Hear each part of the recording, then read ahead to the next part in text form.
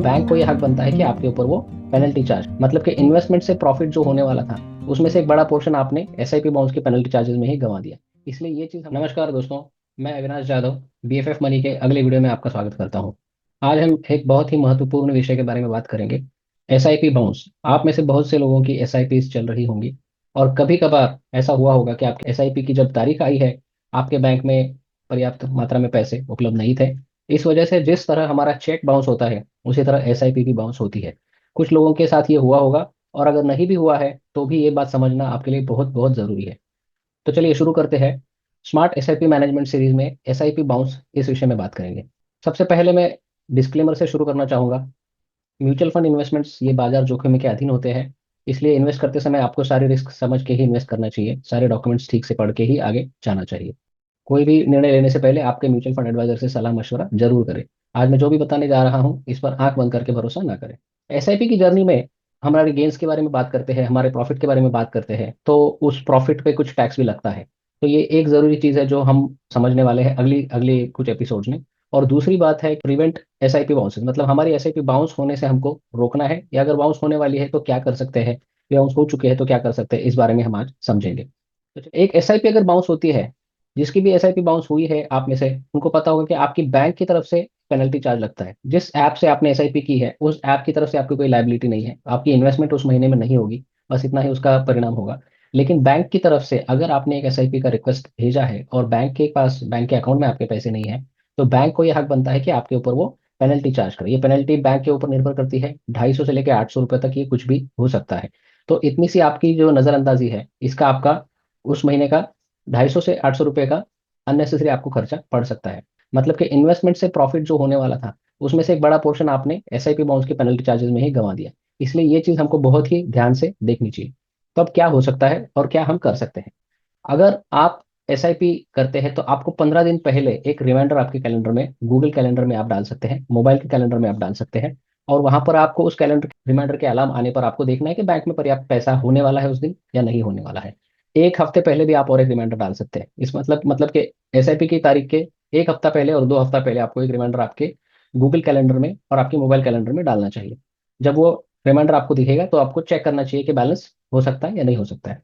15 दिन पहले अगर आपको ये पता चले कि मेरे बैंक में पैसा नहीं होने वाला है, तो किसी भी ऐप में, म्यूचुअल फंड के ऐप में एक फीचर होता है जिसमें आप आपकी एसआईपी पॉज कर सकते हो। बहुत सारे ऐप्स में ये होता है, नेशनल लेवल के जो बड़े ऐप्स है, फंड बाजार, एनजे वेल्थ, इन नाम से जो ऐप्स है, इसमें ये फीचर होता है कि आप खुद जाके अपनी अपनी एसआईपी आप बंद करें। लेकिन अगर ऐसा कोई फीचर आपके ऐप में नहीं है तो आपको आपके एडवाइजर से कांटेक्ट करना पड़ेगा और उसके द्वारा आपको ये आपकी एसआईपी को पॉज करना पड़ेगा। पॉज का मतलब है कि इस महीने या 1-2 महीने तक आपकी एसआईपी नहीं चलेगी या रिक्वेस्ट नहीं जाएगी, उसके बाद फिर से शुरू हो जाएगी। तो ये ऑप्शन आपको करना है, लेकिन ये आप कब कर सकते हैं? केवल 2 हफ्ते पहले, क्योंकि बैंक में रिक्वेस्ट जाती है तकरीबन एक हफ्ते पहले। एक बार बैंक में रिक्वेस्ट चली गई उसके बाद आप कुछ कर नहीं सकते। इसलिए ये ऑप्शन आपको काफी पहले करना पड़ता है। 10 दिन पहले आप पॉज कर सकते हैं और उससे आपकी जो भी पेनल्टी है वो अवॉइड हो सकती है। अब दूसरा एक इमरजेंसी ऑप्शन है, जिसमें अगर आपके एक हफ्ते में ही एसआईपी का डेट आने वाला है, समझ लीजिए एक हफ्ते 5 दिन ही बचे हैं और आप पॉज नहीं कर सकते, अब आप एसआईपी की जो रिक्वेस्ट है, जो मैंडेट है, वो बैंक की तरफ चला गया है, तो 5-6 दिन पहले आप क्या कर सकते हैं? तो आप उसी एसआईपी के अकाउंट के अंदर से रिडेम्पशन कर सकते हैं, मतलब कि उसमें से पैसा आप निकाल के बैंक में रख सकते हैं। जब भी आप रिडेम्पशन का रिक्वेस्ट देंगे तो अमाउंट आपके म्यूचुअल फंड से निकल कर बैंक में ही जाएगी, और ज्यादातर केस में उसी अकाउंट में जाएगी, क्योंकि हमारा बैंक, म्यूचुअल फंड के ऐप में एक ही बैंक अकाउंट कनेक्टेड होता है। जिनके 2 या 3 बैंक अकाउंट कनेक्टेड है उनको थोड़ा सा ध्यान देने की जरूरत है कि पैसा जब रिडीम होकर वापस आएगा तो वो किस अकाउंट में आ रहा है, तो वो उसी अकाउंट में आना चाहिए जहां से आपकी एसआईपी जाने वाली है। अगर नहीं आया उस अकाउंट में तो आपको ट्रांसफर करना पड़ेगा। तो ये रिडेम्पशन रिक्वेस्ट वाला जो मेथड है, इससे क्या होगा, आपके उसी म्यूचुअल फंड के अकाउंट से पैसा बैंक में आ जाएगा एसआईपी की तारीख से पहले। रिडेम्पशन के लिए 2 दिन का वक्त लगता है, इसलिए मैंने 5 दिन का आपको यहाँ पे वक्त दिया है। तो मान ली 5 दिन पहले आपने रिडेम्पशन का रिक्वेस्ट डाल दिया। रिडेम्पशन का मतलब होता है विड्रॉल।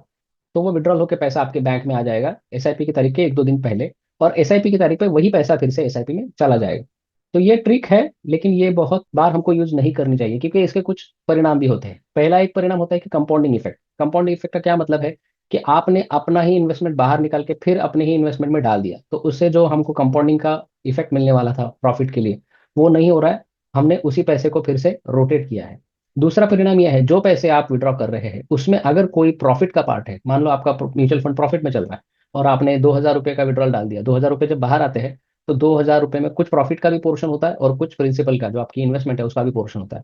तो प्रॉफिट वाला पोर्शन जो है, अगर वो शॉर्ट टर्म है, मतलब कि अगर वो 12 महीने के अंदर अंदर प्रॉफिट लिया गया है, तो उसके ऊपर 20% टैक्स लगता है। तो इस टैक्स को आपको भरना पड़ेगा, और आईटीआर जब आप भरते हो साल के अंत में, तो इसमें भी आपको वो टैक्स, वो आपको प्रॉफिट दिखाना पड़ेगा। और अगर ये लॉन्ग टर्म गेन है, उस केस में आपका प्रॉफिट का टैक्स तो नहीं होगा ज्यादा, लेकिन आपको ये आईटीआर में फिर भी दिखाना पड़ेगा। इसलिए इस मेथड का उपयोग केवल और केवल जेन्युइनली जब आपको इमरजेंसी है, कभी कभार साल 2 साल में एक आध बार ऐसा होता है, तभी यूज करें। बार बार इसका अगर उपयोग आपको करना पड़ रहा है, तो आपको सोचना है कि आपको एसआईपी की अमाउंट ही कम कर दे। क्योंकि अगर हर बार आपको पैसा कम पड़ रहा है, तो मतलब कि आपके लिए एसआईपी के लिए आपके बैंक में हर बार ही पैसा नहीं बच रहा है। तो वो एसआईपी की अमाउंट आप कम कर सकते हैं, लेकिन हर बार इस मेथड का अगर आप उपयोग करेंगे तो वो फायदेमंद नहीं है। तो समरी क्या है कि आपकी मेहनत की कमाई को आपके लिए इफेक्टिवली काम करना चाहिए।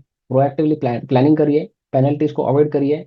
आपके म्यूचुअल फंड के ऐप में जो भी फीचर्स हैं उसको सीख के उसका सही उपयोग करिए, और इमरजेंसी में आपको क्या करना चाहिए ये समझ लीजिए। इसके साथ ही ये वीडियो मैं यहाँ पर समाप्त करता हूँ। आपको एसआईपी मैनेजमेंट के बारे में, म्यूचुअल फंड के गेन टैक्स के बारे में प्लानिंग करनी है, रिटायरमेंट का एसडब्ल्यूपी प्लान करना है, तो इसके लिए आप हमसे कांटेक्ट कर सकते हैं, या तो इस ईमेल आईडी पर contact@bffmoney.in, या नंबर पे 9867587948, इस नंबर पर आप हमको व्हाट्सएप कर सकते हैं। इसके अलावा स्विंग ट्रेडिंग ऑफ स्टॉक्स के कोर्सेज भी हम कंडक्ट करते हैं, मैं उसमें मेंटरिंग करता हूँ। ऑप्शन ट्रेडिंग स्ट्रैटेजीज में सिखाता हूँ, और इंश्योरेंस प्लानिंग में भी मैं हेल्प करता हूँ। इसके लिए आपको किसी भी गाइडेंस की जरूरत है तो आप हमसे व्हाट्सएप से कनेक्ट कर सकते हैं। धन्यवाद।